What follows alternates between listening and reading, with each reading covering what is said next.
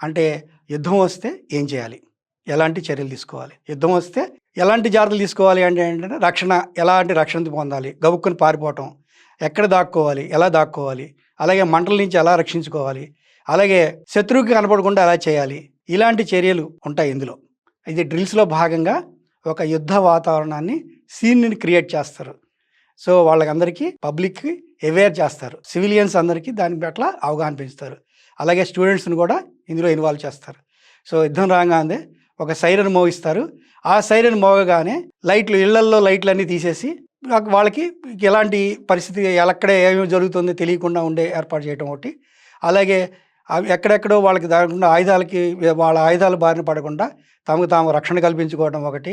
మంటలు లాంటివి ఉన్నప్పుడు వాటి నుంచి బయటపడటం, ఇలాంటి వాటిని అవగాహన కలుస్తున్నారు. అలాగే దీనికి సంబంధించిన ఎన్ఎస్ఎస్, తర్వాత ఎయిర్ ఫోర్సు, డిఫెన్స్ సంబంధించిన ఇతర విభాగాలన్నీ ఇందులో భాగస్వాములు అవుతున్నాయి. దేశవ్యాప్తంగా మేము యుద్ధానికి సిద్ధంగా ఉన్నాము అన్న భావన క్రియేట్ చేయడానికి ఈ డ్రిల్స్ని ప్రధానంగా ఉద్దేశించారు. పహల్గామ్ దాడుల తర్వాత భారత ప్రభుత్వం అప్రమత్తమైంది.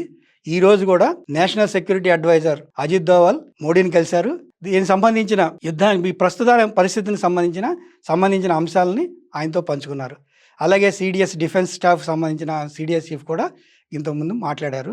అలాగే 3 విభాగాల త్రివిధ దళాలకు సంబంధించిన అధిపతులు కూడా మోడీతో పరిస్థితి నివేదించారు. యుద్ధం వస్తుందా రాదా అనే అంశం కాకుండా, యుద్ధం వచ్చినా సరే మేము సిద్ధంగా ఉన్నాము అని చెప్పడానికి భారత్ సంసిద్ధత ప్రకటిస్తోంది. తను తాను సిద్ధమవుతోంది. ఇందులో భాగంగానే ఈ డ్రిల్స్ ఏర్పాటు అవుతున్నాయి.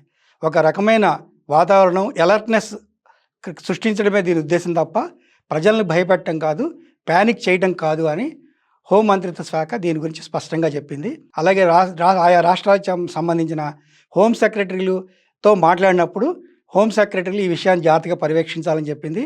సో బుధవారం నాడు ఈ డ్రిల్స్ దేశవ్యాప్తంగా సాగుతున్నాయి. ఇది ఒక అలర్ట్నెస్ను మళ్ళీ చెప్పుకుంటున్నాం. ఇది ఒక అలర్ట్నెస్ను సూచించే ఒక ప్రయత్నం.